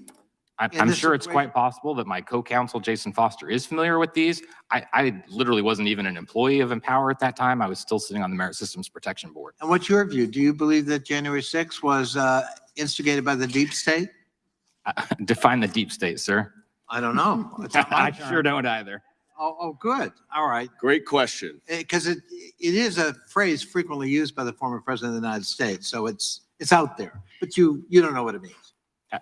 Obviously, as at the Merit Systems Protection Board, we dealt with people at all layers of bureaucracy. Well, I actually kind of share that with you. I don't know what it means either. I think it's kind of made up like a boogeyman so that we can use it as a catch-all. I must say, on this hearing, we all have employment grievances. That doesn't make you whistleblowers. And maybe those grievances are legitimate, or maybe some aspects of it are legitimate, and all of you have careers. And I'm sorry for the situation in which you find yourselves, but this is not a forum for individual members of any agency, federal agency, unless there's a broad pattern of discrimination or violation of law, to air their grievances, their employment grievances. And I must say, listening to this hearing, I don't walk away convinced of anything other than we're listening to sad tales of certain individuals about their situation. And the enumeration of grievances does not constitute whistleblower status. And I'm not quite sure why we had this hearing. I certainly don't think it proves some consistent pattern of wrongdoing by the Federal Bureau of Investigation. And I've heard some things here that run counter to the history of the FBI. The gentlelady, I think from Florida, said like a new idea that they got in the intelligence business that would have come as news to J. Edgar Hoover, who loved intelligence and in fact preferred it over some forms of law enforcement. Had a whole network in South America he had to dismantle when President Truman told him he had to get out of that business. So thank you for being here. But I must tell you, I leave more skeptical and with more questions about the nature of this hearing than I began. I yield back. Gentleman yields back. Mr. Chairman, if I could say a very short point of privilege. For the record, I left Congress in 2019 and returned in 2021. I believe the gentleman saw an absence of conduct by me when I wasn't in Congress. I must say, I'm so fond of my friend from California. It was like he was still here. And I thank my good friend from Virginia. Yield back. Yeah, and I would just point out before I recognize the gentleman from Louisiana that just for the committee's Mr. benefit, Chairman? Mr. Vindman was not the whistleblower. Mr. But Chairman. he was retaliated The against for whistleblower testifying remained, pursuant to a whistleblower lawful remained subpoena. anonymous. And unlike Mr. Allen, we never saw Mr. Allen's willingness to give us the transcript. We never saw the transcript from the anonymous whistleblower. What are you I recognize talking the about? There was a gentleman from complaint Louisiana. that was publicly disclosed. Mr. Chairman, parliamentary inquiry. Gentleman, well, I've already recognized Mr. Johnson. Thank you, Mr. Chairman. Mr. The Democrats, our friends on the other side of the aisle, are trying their best to obscure the purpose of this hearing and to pretend like they don't understand the meaning of it. Here it is. Activists in the FBI and the Department of Justice have weaponized the full weight of their agencies against everyday Americans. It's alarming. The examples that have been highlighted by this committee are shocking to the sensibilities of all the people that we represent, and they want us to get action and answers and accountability. The FBI, here's a couple of examples. The FBI sought to label concerned parents at school board meetings domestic terrorists. We know that they sought to recruit spies and informants inside the congregations of traditional Catholic churches. We know that they worked with the social media platforms hand in hand, almost as partners over the last two election cycles, to censor and silence conservatives online that they disagreed with. Sometimes they were candidates. And now the people at this table who are patriots, who this bothered their consciences, who knew that this was against their oaths of service and their duty, spoke up, and they're being retaliated against. Mr. O'Boyle, I wanted to just discuss one of these examples. In your transcribed interview with committee members, you stated that federal law enforcement involvement at school board meetings would, in your words, absolutely chill parents from exercising their First Amendment rights. Can you explain a little bit more about what you meant by that? Yes, so one of the examples given in the congressional letter included an example where a neighbor or somehow someone knew a parent that they believed was extreme, and so they called the FBI and reported that parent to the FBI. When citizens in this country get to a point where they can call the most powerful law enforcement agency in the world on their neighbor just because they disagree with them, that is chilling to the First Amendment rights of the people who are getting the FBI called on them. That is absolutely right. The parents who are concerned about their kids' education have a right to come to the school board meeting and express those sentiments, and they should not have fear of the federal government investigating them or doing, as you testified and explained to us, that the FBI counterterrorism and criminal divisions came together to create a unique threat tag to label these parents domestic terrorists. Mr. O'Boal, is it accurate to say that you tried to fix all these issues within the FBI through the chain of command, and that it was only after no action was taken that then you came forward to Congress to disclose this information? It's accurate that we did discuss it at the squad level, but the FBI is set up in a way where line agents like me or line supervisors even, they're not going to be able to accomplish fixing such a vast problem from the inside of the FBI. And what you've done is exactly what federal law requires of you. We recognize, as was said here a moment ago, we recognize and protect whistleblowers for their patriotic duty. Why? Because it's essential to maintain the rule of law and to make sure that corruption does not fester throughout the government. And isn't it true that once the FBI found out you spoke to Congress, your security clearance was then suspended? Yes, I believe that's what happened. And what effect has this had on your ability to provide for your young family? I've since had to rely on charity because the FBI stopped paying me, and there's no other way for me to make a living. I know from other whistleblowers that the FBI routinely denies them the ability to get outside employment. And then as a special agent, you can only make $7,500 a year outside of your government salary. So you're really stuck between a rock and a hard place, because on one hand, we want to try to get our jobs back because we are trying to do our patriotic duty. But on the other, because on one hand, we want to try to get our jobs back because we are trying to do our patriotic duty. But on the other hand, we still have families to take care for. It's essentially a death sentence in the modern era. Yeah, talk about a chilling effect, right? Not only have we chilled the rights of parents to go and express their views, any other whistleblower better take note, right? They better take note. You may not be able to feed your family. It's disgusting. Your security clearance was wrongfully suspended. You have no recourse, right? Because here's the thing. If you wrongfully strip clearances, the FBI is the one that you appeal to, right? The FBI is supposed to investigate itself. Is that right? That's correct. I just want everybody to understand, we only got 40 seconds left. The FBI investigating itself. This is why we're here, folks. This committee, we have jurisdiction over the Department of Justice, over the FBI. We are the checks and balances in the system. We have to draw this attention to this because it's our oversight duty. We're all trying to fulfill our responsibilities and our patriotic duties here. I am grateful to you men for your willingness to stand forward and take the arrows as you have, even from members of Congress over here who are trying to disparage you. It's disgusting. I thank you for your patriotic responsibility. Look, the free speech of parents is chilled. The speech and the duty of whistleblowers is chilled. We got a problem, folks, and we're trying to fix it. I'm out of time. I yield back. Gentleman yields back. The committee committee will be in Chairman, I order. have a Members of the audience should refrain from any type of applause or anything. The chair recognizes the gentleman from Virginia for unanimous consent. I thank the chair. I ask unanimous consent to enter into the record the interview of George Hill dated February 7th with the Judiciary Committee, in which he explicitly identifies Empower Oversight, Mr. Jason Foster, as his counsel, for the record. I thank the chair.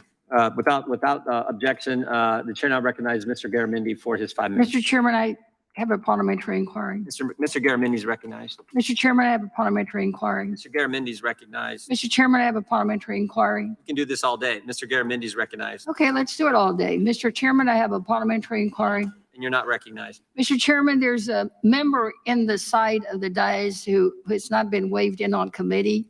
Would like to know, is he asking to be waved in, or is he going to send the audience, or has he joined somebody's staff since he's against the wall? Mr. Garamendi is recognized. Mr. Chairman, can I have an answer to my question, please? He's a colleague. He's not been waved in. Mr. Garamendi is recognized. Well, we'd be happy to waive him in if he wants to sit in, but he's up in the days area, but he's not in the audience. We waive him in. Actually sitting where most time staff stands. As is customary in the Congress. Yeah. Anything to obscure the facts, anything to stall the committee hearing. Unbelievable. I'm not stalling. I think Mr. we need to follow Garamendi, Mr. procedures. Garamendi is recognized for his 5 minutes. Mr. Chairman, I ask that Mr. Garamendi's time be restored since it was taken by inappropriate behavior. Gentleman is recognized. Thank you, Mr. Chairman. This hearing, as similar hearings, tends to devolve into shouting back and forth and accusations back and forth. I'm trying to understand the testimony by the witnesses and their lawyer. I'm trying to find the issue that is pertinent to the committee.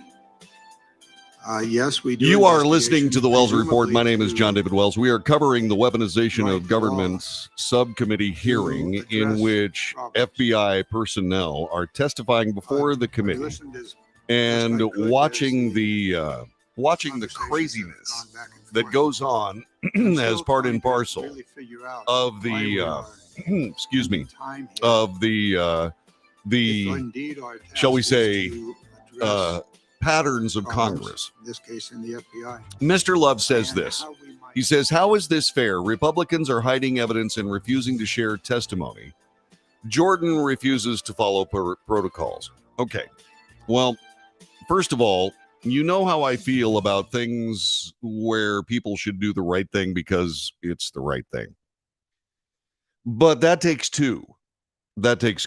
I am not aware of the actual circumstances under the request by Mr. Allen, Marcus Allen, who was a former FBI employee.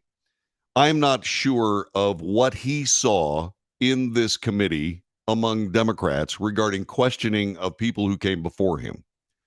But he referenced it and said, based on the decorum or lack thereof of Democrat members of this subcommittee, he was unwilling to share a particular line of questioning that was given by him to Chairman Jordan. Now, I'm not a big believer in garbage like that. I mean, this information in a sense of transparency should be given to all. But if there is some sort of protocol whereby the whistleblower can avoid being excoriated, like a lot of these guys are, we've already seen some of it. They're called not whistleblowers. Their job records are being distorted, and so on and so on. I can understand that, but once again, I believe Chairman Jordan threw a hanging curveball to the Democrats on this one because there is testimony that they should have access to, in my opinion. Now, the thing about that is this. If you go by precedent, it is worthless to proceed in a circumstance like this when only one side follows precedent. The tragic comedy of the January 6th committee and the impeachment hearings and all of the things that happened leading up to this point, this particular testimony, was an absolute master's class in abuse of government. And so when one side follows the rules and the other side does not, the temptation is for the side that follows the rules to not follow the rules. What's cynical about it is when the other side then starts criticizing for not following the rules they themselves ignored in earlier testimony. This leads to chaos. This is why the government of the United States has an approval rating in the teens, because of garbage just like this. If you're on the Democrat side of this, What you want to do is you want to open this up. You want to hear these people talk. You don't want to interrupt. You don't want to make value judgments. You don't want to put your opinions in place of their testimony. You want to hear them. And then what you want to do is you want to go back into the Congress and debate. That's what this is all about. To throw slings and arrows back and forth is not just pointless, but it's a waste of everyone's time. There is no testimony. There is no testimony that should be quelled in a subcommittee like this. There are no questions that should not be asked. My big problem with the January 6th committee is that there were only 2 Republicans. Kinzinger. See, I knew I'd figured it. Adam Kinzinger and Lynn Cheney. There were only 2 Republicans. There is one less Democrat on this committee than there is, I believe, there may be equal sides. In other words, there are just as many Democrat representatives as Republican ones, and vice versa. Most committees, there is a majority of 1 congressperson on the committee. One congressman from the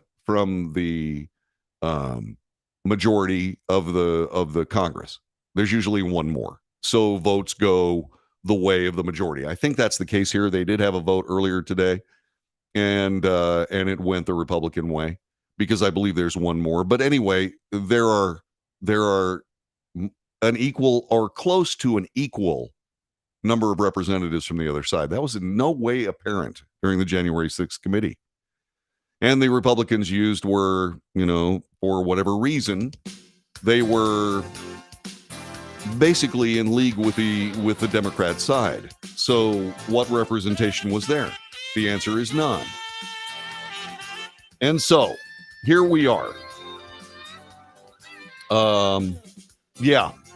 Jordan barred Republicans from participating in the January 6th committee after 2 were rejected. That is true. And that was a mistake. That was a mistake. And I don't know whether it wasn't purposeful. Because, say, for example, if there was an equal number of Republicans on that committee, I would have covered it. Just like I'm covering this one. But there wasn't, so I didn't. This has been the Wells Report. Thanks very much for joining us. I have a Father's Day present. My son is taking me to play 18 holes of golf.